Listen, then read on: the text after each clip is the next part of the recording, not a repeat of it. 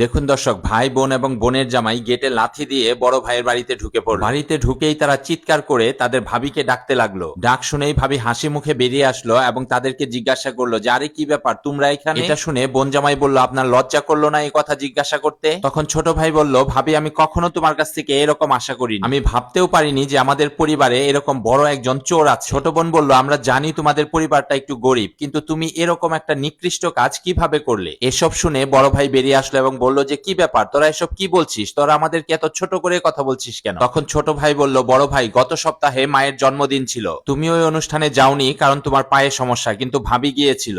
ভাবি তাড়াতাড়ি খাওয়া দাওয়া করে চলে এসেছিল, আর ভাবি আসার পর মায়ের 10,000 ইউয়ান বাসা থেকে হারিয়ে গিয়েছে। আমাকে বলো এই টাকাগুলো কোথায় গেল? এই কথা শুনে ভাবি বলল যে আরে ভাই তুমি এসব কি বলছো? তুমি কি বুঝাতে চাচ্ছ যে এই টাকাগুলো আমি নিয়েছি? তখন ননদ বলল, আরে ভাবি ওই অনুষ্ঠানে বাইরের মানুষ বলতে তো একমাত্র তুমিই ছিলে, তুমি টাকাগুলো না নিলে এই টাকাগুলো কে নিয়েছে? তারপর বোন জামাই বলল যে বুঝতে পারলাম যে ভাই অনুষ্ঠানে যেতে পারেনি কারণ ভাইয়ের পায়ের সমস্যা, কিন্তু তুমি তো ঠিকই গিয়েছিলে। আর তুমি যখন তাড়াতাড়ি খাওয়া দাওয়া করে চলে আসলে তখনই মা বলল যে তার 10,000 ইউয়ান হারিয়ে গিয়েছে। এখন তুমি আমাদেরকে বলো এই টাকাগুলো তুমি না নিয়ে থাকলে কে নিতে পারে? অবশ্যই টাকাগুলো তুমিই নিয়েছো। আর আমার লজ্জা লাগছে যে তোমার মতো একজন মহিলা আমাদের ভাবি, আমরা এখন গ্রামের লোকের কাছে মুখ দেখাবো কিভাবে? তুমি একবার আমাদের মান সম্মানের কথা চিন্তা করলে না? তখন ভাবি বলল যে আরে আমি বললাম তো আমি এই টাকাটা নেইনি, তোমরা কেন বিশ্বাস করছো না? তখন ছোট ভাই বলল যে কি বললে, তুমি টাকাটা নাওনি? এটা কে বিশ্বাস করবে? ভাবি আমি তোমাকে বলছি তুমি তাড়াতাড়ি টাকাটা বের করে দাও, নইলে আমরা গিয়ে এই টাকা বের করতে বাধ্য হব।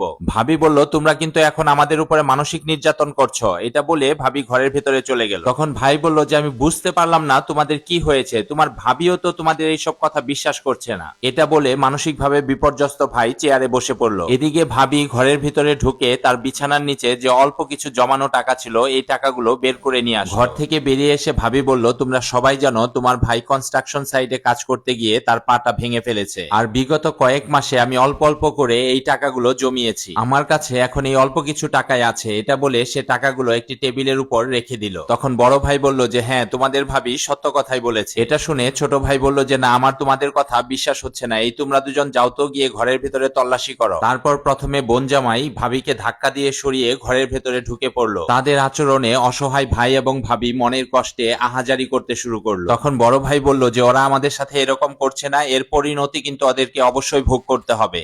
ওদিকে বোন জামাই ঘরের ভিতরে ঢুকে ঘরের ভেতরের দৃশ্য দেখে অবাক হয়ে গেল। সে চারদিকে তাকিয়ে দেখলো একদম অগোছালো একটি ঘর এবং ভেতরে অল্প কিছু খাবার দাবার ছড়িয়ে ছিটিয়ে আছে। সে তাকিয়ে তাকিয়ে এগুলো দেখলো এবং বুঝতে পারলো তারা দুজনে আসলে এখন কতটা কষ্টে আছে। আসলে একটা পরিবারে যে পুরুষ মানুষ পরিবারটাকে চালায় সেই যদি অসুস্থ হয়ে যায় তাহলে একটা পরিবারের যে অবস্থা হয় আর কি। এই পরিবেশ দেখে সে মনে অনেক কষ্ট পেল। তারপর ছোট বোন ঘরের ভিতরে চলে আসলো এবং সেও তাকিয়ে তাকিয়ে তাদের এই শোচনীয় অবস্থা দেখতে লাগলো। সে গিয়ে তাদের খাবারের পাত্রে ঢাকনা উঠালো এবং লক্ষ্য করলো খাবারের পাত্র একদমই খালি। তারপর সে এদিক ওদিক তাকালো এবং দেখতে পেল এক জায়গায় একটি রুটি এবং কিছু আচার রাখা আছে। তারপর বোন ওই রুটি এবং ওই আচারটুকু নিয়ে বাইরে বেরিয়ে আসলো। এদিকে ছোট ভাই ওই টেবিলের উপর রাখা টাকাগুলো উঠিয়ে নিল এবং বড় ভাইকে জিজ্ঞাসা করলো যে তোমাদের কাছে মাত্র এই টাকাগুলোই আছে? ছোট ভাইয়ের মুখে এই কথা শুনে বড় ভাই লজ্জায় মাথা নিচু করে ফেলল। তখন বোন জামাই বেরিয়ে আসলো এবং বলল যে ভাই ভাবি আপনারা এই বাড়িতে এই অবস্থায় কিভাবে থাকেন? এই অবস্থায় কি মানুষ থাকতে পারে? আমরা তো ভেতরের অবস্থা দেখে আসলাম। তখন ছোট বোন ওই আচার আর রুটি নিয়ে এসে বলল যে ভাবি আপনি আমার ভাইকে এগুলো খাওয়ান, আমার ভাই একজন অসুস্থ মানুষ, তার সাথে একটা বড় ধরনের দুর্ঘটনা ঘটে গেছে, তার এখন পুষ্টিকর খাবার খাওয়া দরকার, আর আপনি আমার ভাইকে এগুলো খাওয়াচ্ছেন? একথা শুনে ভাই বলল যে আরে বোন আমি তো অনেক মাস যাবত কাজ করতে পারি না, তোর ভাবি এখন এই সংসার দেখাশোনা করে, সে বাচ্চাদেরও দেখাশোনা করে, সে অনেক পরিশ্রম করে, আর এভাবেই আমাদের দুবেলা দুমুঠো খেয়ে দিন পার করতে হয়। একথা শুনে ছোট ভাই বলল যে ভাই তুমি এসব বন্ধ করো, আমি আর এগুলো শুনতে পারছি না। গত সপ্তাহে যখন ভাবির সাথে দেখা হলো তখন কিন্তু ভাবি এসব কথা কিছুই আমাদেরকে বলেনি। আগে যখন আমাদের সবার হলিডেতে দেখা হতো তখন তুমিই কিন্তু সবার আগে যেতে এবং সব সময় তুমি সবার জন্য অনেক খাবার দাবারও নিয়ে যেতে, আর মায়ের জন্য অনেক ফলমূল এবং জুসও নিয়ে যেতে। তুমি কেমন মানুষ এটা আমরা ভাই বোনেরা সবাই খুব ভালো করেই জানি। তখন বোন বলল যে হ্যাঁ ভাই, ছোট ভাই ঠিকই বলেছে। তখন ছোট ভাই বলল যে ভাই আমি যখন জিজ্ঞেস করেছি তুমি কেমন আছো তখন তুমি বলেছো তুমি অনেক ভালো আছো, তুমি কেন আমাদের সাথে মিথ্যা কথা বলেছো? আমরা কি তোমার আপন কেউ না? তুমি বলেছো তুমি ভালো খাবার দাবার খাচ্ছ, আর এই হচ্ছে তোমার ভালো খাবারের অবস্থা, তাই না? তখন সে তার ভাবিকে বলল দেখো ভাবি এখন ভাইয়ের অবস্থা খারাপ, তার পায়ে সমস্যা হয়েছে, সে এখন ইনকাম করতে পারছে না, কিন্তু আমরা তো তোমাদের নিকট আত্মীয়, তোমরা তো এই বিষয়টা আমাদেরকে জানাতে পারতে, তোমরা কেন এতদিন এগুলো আমাদের কাছ থেকে লুকিয়েছো? এটা বলে ছোট ভাই তার ব্যাগে হাত দিলেন এবং ব্যাগ থেকে 50,000 ইউয়ান বের করলেন। তারপর টাকাগুলো ভাবির হাতে তুলে দিলেন এবং বললেন যে এই টাকাগুলো আমার পক্ষ থেকে একটি ছোট্ট উপহার। তারপর ছোট বোন এগিয়ে আসলো, এগিয়ে এসে বলল যে এগুলো আমার পক্ষ থেকে। তারপর বোন জামাই আসলো এবং সেও বেশ কিছু টাকা দিয়ে বলল এগুলো আমার পক্ষ থেকে। তাদের এই আচরণ দেখে অসুস্থ বড় ভাই উঠে দাঁড়ালো এবং আশ্চর্য হয়ে গেল। তারপর ছোট বোন বলল যে আমরা শুনেছি যে তোমাদের এখন অবস্থা খারাপ,